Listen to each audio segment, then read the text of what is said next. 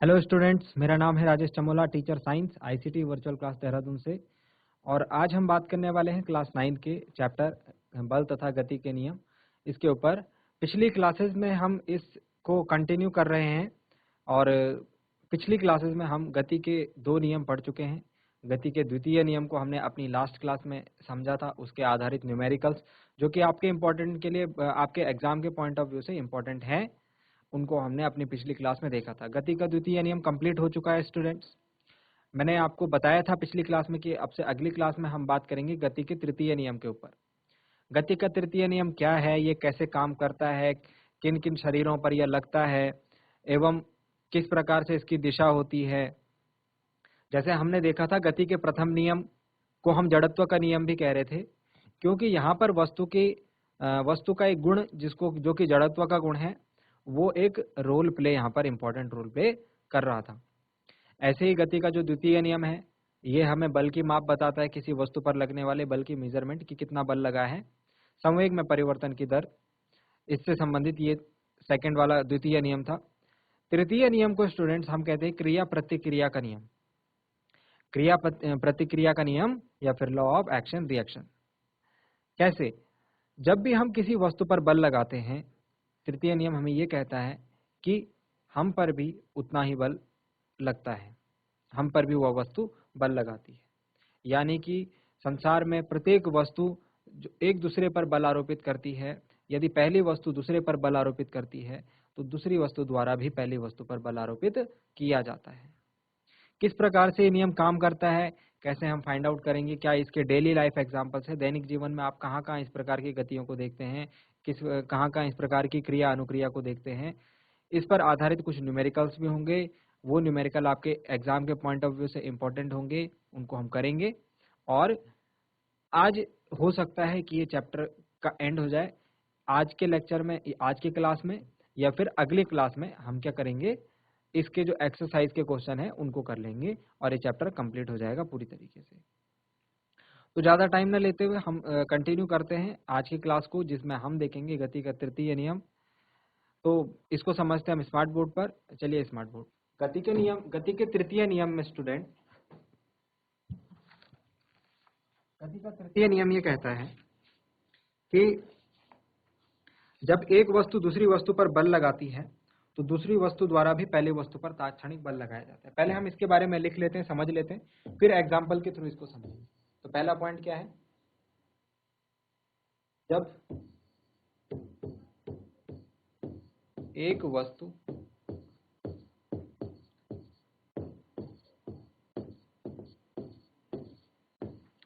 दूसरी वस्तु पर बल लगाती है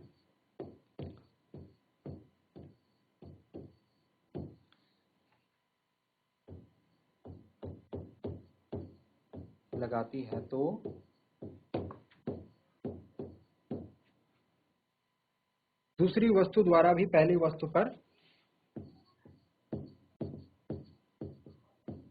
दूसरी वस्तु द्वारा भी पहली वस्तु पर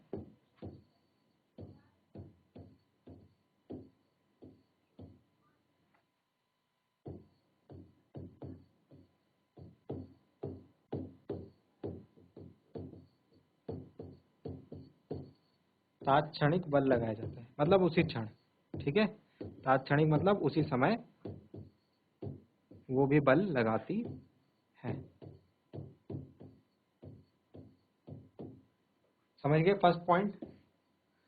सेकेंड पॉइंट में कहते हैं कि जो ये लगने वाले बल है, एक वस्तु दूसरी वस्तु पर और दूसरी वस्तु पहली वस्तु पर ये बल लगा रही है, मतलब अलग अलग वस्तुओं पर ये बल कार्य करता है। ठीक है, मतलब ये एक तो पेयर में हो गया, यह बल कैसे रूप में होता है, पेयर में होता है। पेयर मतलब दो बल एक साथ लग रहे हैं। ठीक है, एक पहला वस्तु लगा रही है, एक दूसरी वस्तु लगा रही है पहले, तो यह बल युगल रूप में होते हैं। युगल मतलब पेयर फॉर्म में, जोड़े में होते हैं। और नेक्स्ट पॉइंट ये है कि यह बल जो है दो अलग अलग वस्तुओं पर कार्यरत होता है। यह बल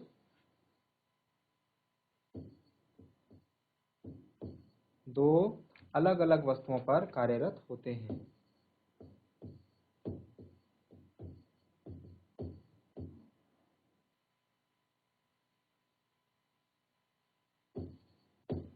अलग अलग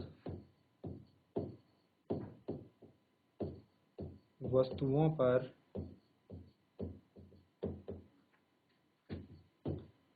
कार्यरत होते हैं। मैं अभी आपको जस्ट जो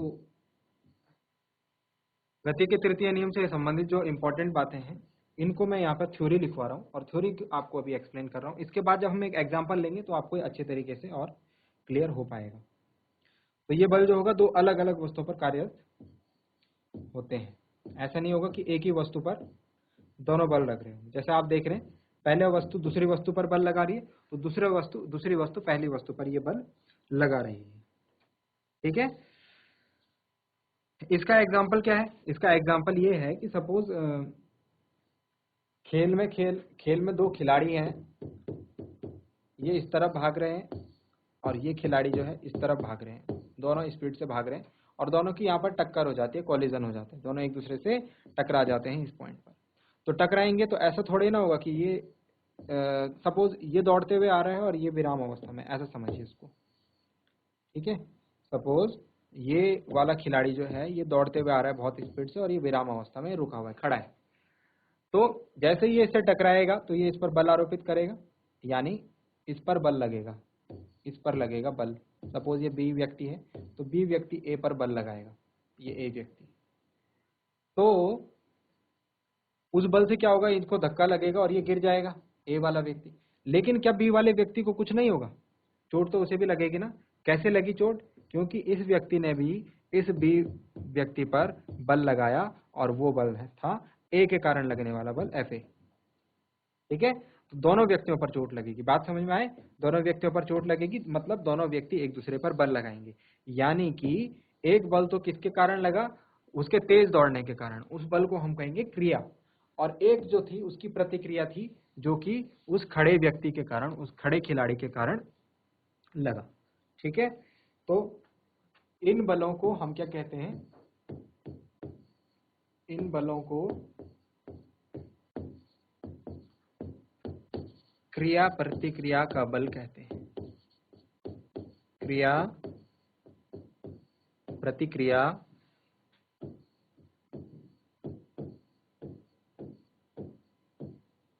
बल कहते हैं। बात समझ में आई? जैसे कि सपोज क्रिया प्रतिक्रिया बल को हम अपनी डेली लाइफ में बहुत ज्यादा महसूस करते हैं। मतलब हम कोई भी काम करते हैं उसकी प्रतिक्रिया तो होती है। जैसे हम लोग डेली सुबह उठ के पढ़ते हैं और दिन में 4-5 घंटे अपना रिवीजन को देते हैं, अपनी तैयारी को देते हैं, तो उसकी प्रतिक्रिया, ये हमारी क्रिया है। ठीक है, ये हमारी क्रिया है कि हम तैयारी कर रहे हैं अच्छे तरीके से। उसकी प्रतिक्रिया क्या होगी? उसकी प्रतिक्रिया होगी कि आपका रिजल्ट जो होगा अच्छा आएगा बोर्ड एग्जाम में। ठीक है, और रिजल्ट के बाद आपके आगे की क्लासेस में आपकी पढ़ाई जो होगी वो आसान हो जाएगी। तो ये क्रिया प्रतिक्रिया जो है ये हमारी लाइफ में काम करता ही है। लेकिन बल के रूप में कैसे इसको समझेंगे? बल के रूप में ये इसको इस प्रकार से समझिए कि सपोज ये एक दीवार है, ईंट की, कंक्रीट की दीवार है, सीमेंट की दीवार है और ये एक लोहे का पत्थर है। ओके, अब मैं क्या करता हूँ, ये दीवार यहाँ पर है, मैं इस पत्थर को जिसका द्रव्यमान कुछ है, मैं इसको बहुत तेजी से इस दीवार पर मारता हूँ। बहुत तेजी से क्या करूंगा? इस दीवार पर मारूंगा। इस दीवार पर मारने के फलस्वरूप क्या होगा? इस दीवार पर से कुछ सीमेंट टूट जाएगा या फिर कुछ ही दीवार टूट जाएगी, क्योंकि ये बॉल लोहे की है और मैंने इसको बहुत जोर से दीवार पर मारा है। लेकिन साथ ही साथ क्या होगा कि ये पत्थर जो होगा यहाँ से टकरा करके वापस आएगा, है ना? क्योंकि दीवार भी क्या करेगी? इस वस्तु पर बल आरोपित करेगी। ठीक है, तो एक तो हो गई क्रिया जो हमारे बॉल को फेंकने के कारण हुई, जिससे दीवार टूटी। एक हुई प्रतिक्रिया जो कि दीवार ने बॉल पर बल लगाया। इस बल के लिए हमारा कोई रिस्पॉन्स, मतलब हम रिस्पॉन्सिबल नहीं थे। ये बल जो है क्रिया के कारण, हमारे क्रिया बल के कारण उत्पन्न हुआ है। समझ गए हो बात को? इस बात को समझ पाए होंगे? ठीक है, इसके और एग्जांपल्स भी हम देखेंगे। अब हम थर्ड जो गति का तृतीय नियम है उसका स्टेटमेंट पढ़ते हैं। इस नियम के अनुसार, गति के तृतीय नियम के अनुसार, कि जब भी जब भी किसी वस्तु पर बल लगाया जाता है तो वह वस्तु भी पहली वस्तु पर उतना बल लगाती है, ठीक है। और दिशा क्या होगी, इसकी दिशा विपरीत दिशा होती है। सपोज अगर मैं बॉल को इस तरफ फेंकूंगा तो दीवार बॉल को इस तरफ फेंकेगी, तो अपोजिट डायरेक्शन होगी, बिल्कुल अपोजिट डायरेक्शन, विपरीत दिशा। तो इस तृतीय नियम को आप इस प्रकार से लिख सकते हैं कि किसी भी क्रिया के लिए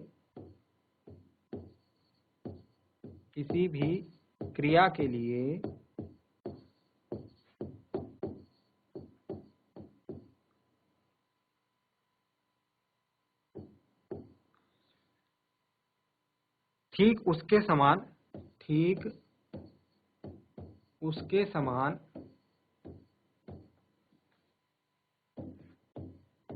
परंतु विपरीत दिशा में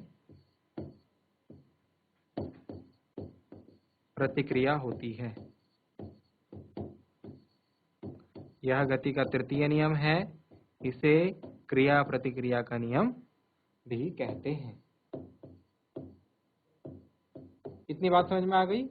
इतनी बात समझ में आ गई होगी तो हम इसके अब एग्जांपल्स लेने शुरू करते हैं।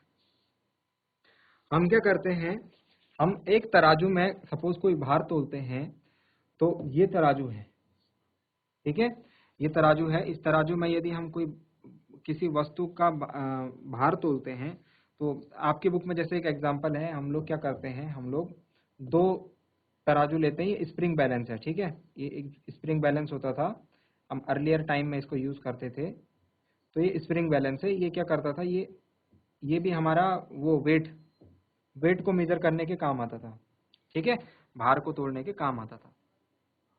हमने क्या किया, हमने दो स्प्रिंग बैलेंस को एक दूसरे से सटा करके रख दिया, मतलब एक दूसरे से चिपका करके रख दिया, और अब हम इस कोने को खींचने लगे इस तरफ और इस कोने को खींचने लगे इस तरफ। तो इसमें क्या होता है, जैसे जैसे इस पर जो इसका नॉब दिख रहा है आपको, इसका कुंडा दिख रहा होगा, जैसे जैसे इस पर लोड पड़ने लगता है, इस पर दबाव बढ़ने लगता है, तो यहाँ पर कुछ रीडिंग आती है, जैसे 2 kg 3 kg, तो वो मतलब उसका भार दिखाता है कि कितना बल इस पर लग रहा है, ठीक है।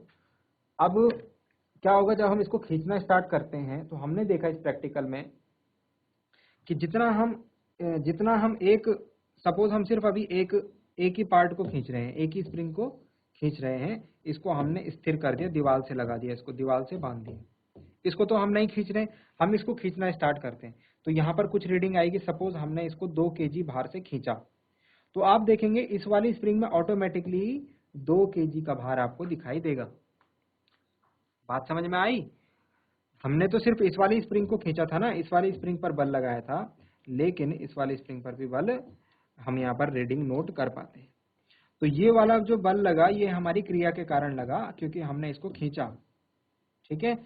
और ये वाला जो बल लगा, ये प्रतिक्रिया के कारण लगा, क्योंकि हमने गति का तृतीय नियम पढ़ा है कि कोई भी बल लगता है, कोई भी क्रिया होती है, तो उसकी प्रतिक्रिया होती है उस ठीक उतने ही बराबर, जितना इधर होगा उतना ही होगा, ठीक उसके समान, ठीक है, ठीक उसके समान, मतलब जितना बल इधर लगेगा उतना ही इधर, लेकिन दिशा क्या होगी, विपरीत। इस बल की दिशा ये है, तो इस वाले बल की दिशा होगी ये, अपोजिट। इस वाले बल की दिशा क्या है, ये दिशा, लेकिन इस वाले स्प्रिंग बैलेंस की दिशा ये होगी, ठीक अपोजिट। तो बात समझ में आ गई? 3 बातें आपको ध्यान में रखनी है। पहली बात यह है, किसी भी क्रिया के बराबर किसी क्रिया के लिए प्रतिक्रिया होगी, किसी क्रिया बल के लिए प्रतिक्रिया बल काम करेगा किसी भी वस्तु पर, वो बल जो होगा ठीक उसके समान, उसकी मेजरमेंट होगी, दूसरे वाले दोनों बल जो होंगे ठीक बराबर होंगे। ऐसा नहीं कि एक 10 न्यूटन का लग रहा है तो एक 12 न्यूटन का लग रहा है, ऐसा नहीं होगा। दोनों ही बल 10 न्यूटन के, दोनों ही बल ठीक समान होंगे, लेकिन दोनों की दिशाएं क्या होंगी, विपरीत होगी। इतनी बात अगर समझ में आ पाई होगी तो हम इसको कुछ एग्जांपल्स लेते हैं, दैनिक जीवन के कुछ अनुप्रयोग इसमें लेते हैं। तो दैनिक जीवन के अनुप्रयोग क्या है, दैनिक जीवन में अनुप्रयोग। सबसे फर्स्ट, हमारे चलने की या दौड़ने की क्रिया, बहुत ही कॉमन क्रिया है, चलने या दौड़ने की क्रिया कैसे समझेंगे इसको? ये जमीन है, ये है धरती माता हमारी जमीन, ये हमारा स्टेप है, हमारा पैर है, ठीक है, सपोज ऐसे मान के चलिए। अब आप चलने के लिए क्या करते हैं, आप चलते हो जब, तो आपने कभी इस बात पे ध्यान नहीं दिया होगा, लेकिन आज आप इस बात पे ध्यान देना कि जो आपके चलने की क्रिया है वो क्रिया प्रतिक्रिया गति के तृतीय नियम पर आधारित है। कैसे? आप जब चलते हैं तो सपोज ये आपका पैर है और आप पैर से क्या करते हो, जमीन को दबाते हो, पुश करते हो, ठीक है, पुश करते हो मतलब बल लगाते हो, सीधी सीधी बात तो ये है। तो जमीन भी क्या करती है, आपके पैर पर उतना ही बल लगाती है, लेकिन दिशा क्या होगी, विपरीत। तो आपने जमीन को नीचे की तरफ दबाया अपने पैर से, लेकिन जमीन ने क्या करा, आपके पैर को ऊपर की तरफ धक्का दिया। इस कारण क्या होता है, आपका पैर ऊपर उठ जाता है और आप उसको उठा करके, जैसे वो उठ जाता है तो आप उसको उठा करके अगली पोजीशन में रख देते हो, आपका एक स्टेप पूरा हो जाता है, एक कदम आपका पूरा हो जाता है। फिर इसी प्रकार से आप फिर नीचे की तरफ बल लगाएंगे, जमीन आप पर अपोजिट विपरीत दिशा में, ठीक उतना ही बल लेकिन विपरीत दिशा में लगाएगी, फिर आपका पैर उठ जाएगा और फिर क्या होगा, आप एक कदम और रख पाएंगे। तो इस प्रकार से आप चलते हैं। आपने कभी इस बात को ध्यान नहीं किया होगा, लेकिन इस बात पे आप गौर करना। तो जो आपके चलने और दौड़ने की क्रिया है वो क्रिया प्रतिक्रिया नियम पर आधारित है, ठीक है ना? इतनी बात समझ में आई? और एग्जांपल देखते हैं। और एग्जांपल एक मैंने आपको बता दिया, खिलाड़ी जब टकराते हैं किसी खेल के मैदान में, तो वो भी क्या है, वो भी एक प्रकार का क्रिया प्रतिक्रिया नियम के आधार पर हम उसको समझ सकते हैं कि दोनों खिलाड़ियों को चोट लगेगी। ऐसा नहीं होगा कि दोनों में से सिर्फ एक पर ही बल लगेगा या एक को ही चोट लगेगी, ठीक है। सेकंड क्वेश्चन देखते हैं, सेकंड अनुप्रयोग देखते हैं कि जब बंदूक से गोली, राइफल या बंदूक से गोली छोड़ना, राइफल या बंदूक से फायरिंग। तो आपने देखा होगा या टीवी में देखा होगा या फिर अपने सामने आपने कभी फायरिंग देखी होगी, तो आपने उसमें ये देखा होगा कि जब जब राइफल से गोली चलाई जाती है, मैं एक राइफल बनाने की कोशिश करता हूं,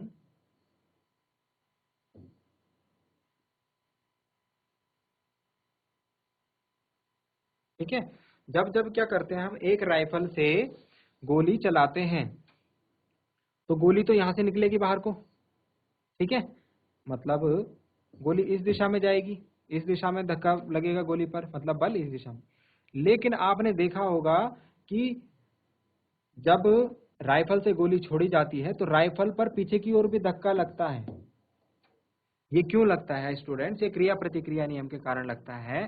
कैसे? जब आप गोली को छोड़ते हैं तो गोली एक वेग से गतिमान हो जाती है, मतलब कि गोली पर एक बल लगाया जाता है और गोली एक एक्सेलरेशन से, एक ऊंचे त्वरण से, ऊंचे वेग से गतिमान होती है। ठीक उतना ही बल राइफल पर भी लगाया जाता है, ठीक उतना ही बल राइफल पर लगाया जाता है, लेकिन दिशा क्या होगी स्टूडेंट्स? गोली इस दिशा में जाएगी तो बल इस दिशा में लगेगा, विपरीत दिशा में। इस कारण क्या होता है, जब गोली राइफल से निकलती है तो उसके ठीक बाद हमको राइफल को कंधे की तरफ झटका महसूस होता है कि राइफल हमारे कंधे की तरफ झटका उसका पड़ा है, ठीक है। तो ये एक, इसीलिए जो शूटिंग होता है उसको बहुत ही केयरफुली करना चाहिए, क्योंकि इसकी प्रैक्टिस करते टाइम अगर हमने राइफल को मजबूती से होल्ड नहीं करा है, अगर हमने उसको कंधे से सटा करके अच्छी मजबूती से नहीं लगाया है, तो हमारे कंधे पर चोट लग सकती है, ठीक है। एक लास्ट एग्जांपल हम देख लेते हैं। नाव से उतरते समय, नाव से कहां पर उतरते समय? नाव से हम उतरते हैं जब, तो सपोज समझो नाव से जमीन पर कूदते समय, ऐसा लिख लो, नाव से जमीन पर कूदते समय क्या होता है? जैसे सपोज ये एक नाव है, ठीक है, छोटी नाव है और यहाँ पर सपोज जमीन है, ठीक है, ये पानी है पूरा का पूरा। अब आप क्या कर रहे हैं, आप नाव से ये जमीन पर आएंगे तो आप यहाँ से जंप मारेंगे। जंप मारने के लिए आप क्या करेंगे, आपके पैरों द्वारा नाव पर बल लगेगा, है ना, नाव पर बल लगेगा। तो जैसे चलने वाली क्रिया में आपको नीचे की तरफ बल लगाना, तभी तो आपके पैर ऊपर की तरफ उठेंगे, है ना। तो उस कारण क्या होता है, जब आप ये बल लगाते हैं तो नाव क्या होती है, पीछे की दिशा में खिसकती है। आपने नाव पर नीचे की ओर बल लगाया ना, तो नाव क्या होती है, अपोजिट डायरेक्शन में, आप आगे के डायरेक्शन में बढ़ते हो, नाव अपोजिट डायरेक्शन में जाती है। ठीक है, तो क्रिया के बराबर प्रतिक्रिया होगी, ठीक उतनी ही, लेकिन विपरीत दिशा, आप आगे की तरफ जाओगे, नाव पीछे की तरफ जाएगी। तो ये सारे गति के तृतीय नियम से संबंधित अनुप्रयोग हैं। ठीक है, और इनको हमने समझा। इसके बाद हम क्या करेंगे, अगली क्लास में हम समझेंगे संवेग के संरक्षण का नियम। संवेग संरक्षण का नियम क्या होता है, ये किस प्रकार से काम करता है, क्या गति के तृतीय नियम की इस पर क्या भूमिका है। ठीक है, आप इससे रिलेटेड जो गति के तृतीय नियम आपको आज पढ़ाया गया, उससे रिलेटेड आप प्रयोग अपने घर में कर सकते हैं। मैंने आपको बताया कि जो ये मामूली क्रियाएं हैं, मतलब जो हम डेली लाइफ में क्रिया करते हैं, जो कि आम क्रियाएं हैं, जैसे चलने की, दौड़ने की, वो आपको उन पर फोकस करना है, उनको ध्यान देना है, और उनको आपको समझने की कोशिश करनी है कि गति का तृतीय नियम इस पर किस प्रकार से लग रहा है। ठीक है, तो आज की क्लास में हमने क्या क्या देखा, आज की क्लास में हमने ये देखा कि गति का तृतीय नियम क्या होता है, ये इसके लिए हमको क्या क्या बातें ध्यान में रखनी है। हमको ये बातें ध्यान रखनी है कि ये बल सदैव युगल रूप में लगता है, मतलब पेयर फॉर्म में, अकेला ये बल काम नहीं करता है, दो अलग अलग वस्तुओं पर लगता है। जैसे हमने उदाहरण देखा था, तो एक बार पैर पर लग रहा था, एक बार जमीन पर लग रहा था, है ना, तो मतलब दोनों अलग अलग वस्तुओं पर ये बल कार्यरत होते हैं। ठीक है, जितना जितना बल एक वस्तु द्वारा दूसरी वस्तु पर लगाया जाता है, ठीक उतना ही बल दूसरी वस्तु द्वारा पहली वस्तु पर लगाया जाएगा। ये बात आप ध्यान रखेंगे। ऐसा नहीं होगा कि पहली वस्तु ने दूसरी वस्तु पर 20 न्यूटन का बल लगाया है, लेकिन दूसरी वस्तु पहली वस्तु पर 25 न्यूटन का बल लगा रही है। ये क्रिया प्रतिक्रिया का नियम नहीं है। क्रिया प्रतिक्रिया का नियम ये कहता है, यदि पहली वस्तु दूसरी वस्तु पर 20 न्यूटन का बल लगाती है, तो दूसरी वस्तु भी पहली वस्तु पर 20 न्यूटन का बल लगाती है। लेकिन उसकी दिशा क्या होगी, उसकी दिशा, दोनों बलों की दिशा क्या होती है, एक दूसरे के विपरीत होती है, परस्पर विपरीत होती है। ठीक है, तो ये गति का तृतीय नियम था। गति के बाकी दोनों नियम को हम पढ़ चुके हैं। इसके आगे हम संवेग संरक्षण का सिद्धांत देखेंगे। संरक्षण के सिद्धांत आपके समझने के लिए इंपॉर्टेंट है। अभी आपको सिर्फ संवेग संरक्षण का सिद्धांत मिल रहा है। इसके बाद की क्लासेस में आपको काफी सारे संरक्षण से संबंधित जो भी नियम है या फिर जो भी सिद्धांत है, जैसे ऊर्जा संरक्षण, कोणीय संवेग संरक्षण, ठीक है, तो इनको भी आपको समझना है। तो उम्मीद करता हूँ कि आपको आज की क्लास समझ में आई होगी। अगली क्लास में हम संवेग संरक्षण के सिद्धांत को देखेंगे और उसके नियम को देखेंगे, आधारित न्यूमेरिकल्स करेंगे, और ये चैप्टर के अध्याय को हम करने की कोशिश करेंगे। ठीक है स्टूडेंट्स, तो आप इस क्लास को रिवाइज कीजिएगा। रिवाइज करने के लिए आपको पता है कि आप डीडी उत्तराखंड के यूट्यूब चैनल पर जाकर के सारी क्लासेस जो हमने अभी तक पढ़ी है वो आपको वहाँ पर मिल जाएंगी। तो मिलते हैं अगली क्लास में एक नए टॉपिक के साथ। Thank you very much.